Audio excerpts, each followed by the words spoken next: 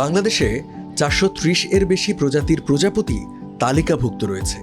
এর কটিই বা আমরা চিনি। তাই নানা রকমের প্রজাপতির সঙ্গে নতুন প্রজন্মের পরিচয় করিয়ে দিতে জাহাঙ্গীরনগর বিশ্ববিদ্যালয়ে অনুষ্ঠিত হলো দিনব্যাপী প্রজাপতি মেলা। বিশ্ববিদ্যালয়ের জহির রায়হান মিলনায়তনে এই মেলার উদ্বোধন করেন উপাচার্য অধ্যাপক ডক্টর মোহাম্মদ কামরুল হাসান। এবারের প্রতিপাদ্য উড়লে আকাশে প্রজাপতি, প্রকৃতি পায় নতুন গতি। সকাল 10টায় শুরু হওয়া মেলায় সকাল থেকেই বাড়তে থাকে দর্শনার্থীর ভিড়। শিশুদের হাতে নানা রঙের ফেস্টুন, কারো মুখে আঁকা প্রজাপতির প্রতিচ্ছবি। সব মিলিয়ে রঙিন হয়ে ওঠে ক্যাম্পাসের পরিবেশ।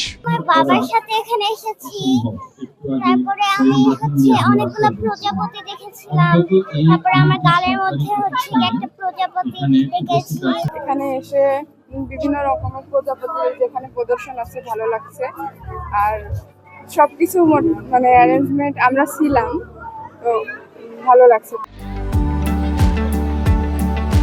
15তম প্রজাপতি উৎসব ঘিরে ছিল ছবি আঁকা প্রতিযোগিতা, প্রজাপতি ও প্রকৃতি বিষয়ক কুইজ, আলোকচিত্র প্রদর্শনী, প্রজাপতির আদরে ঘুড়ি ওড়ানো, পাপেট শো সহ নানা আয়োজন।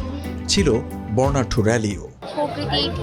প্রজাপতি দিন দিন বিলীন হয়ে যাচ্ছে, তো সেক্ষেত্রে প্রজাপতি মেলার মাধ্যমে আমরা এই বিষয়টাকে, প্রজাপতিটাকে সংরক্ষণ করে রাখার চেষ্টা। মূলত আমাদের প্রজাপতি একটা প্রকৃতির এত সুন্দর অংশ যেটি প্রকৃতিকে আরও রঙিন করে। কিন্তু বর্তমানে আগে যে ছোটোবেলায় দেখা যেত ছোট ছোট হলুদ কালার প্রজাপতি উড়ে যাচ্ছে, আমরা ওর পাশে দৌড়াতাম, এখন হয়তো সেগুলো নাই। তো ছোট্ট বাচ্চা কাচ্চা বা ইভেন বড়দের মাঝেও প্রজাপতির এই সচেতনতা যে তাদের হারিয়ে যাওয়া বা তাদের এই রঙিন আভা প্রকৃতিকে কতটা উজ্জ্বল করে তোলে বা এগিয়ে নিয়ে যায়, আমাদেরকে আনন্দ দেয়, সেটাই মূলত সবার সামনে তুলে ধরার জন্য প্রতি বছর এই প্রজাপতি মেলাটা উদযাপন করা হয়ে থাকে। প্রকৃতি সংরক্ষণে অবদানের স্বীকৃতি হিসাবে বন্যপ্রাণী বিশারদ ডক্টর আলী রেজা খানকে দেওয়া হয় বাটারফ্লাই অ্যাওয়ার্ড।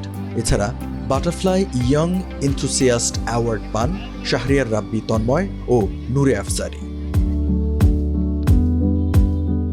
মেলায় উন্মোচিত হয় বাটারফ্লাইস অফ বাংলাদেশ বইয়ের 3য় সংস্করণ, যেখানে রয়েছে 360টি প্রজাতির প্রজাপতির ছবি এবং জিনভিত্তিক শনাক্তকারী তথ্য। 2010 সাল থেকে ধারাবাহিকভাবে প্রজাপতি সংরক্ষণে কাজ করছে জাহাঙ্গীরনগর বিশ্ববিদ্যালয়ের প্রাণিবিদ্যা বিভাগ। বছর জুড়ে গবেষণা আর পর্যবেক্ষণের অংশ হিসেবেই এই বর্ণিল মেলার আয়োজন।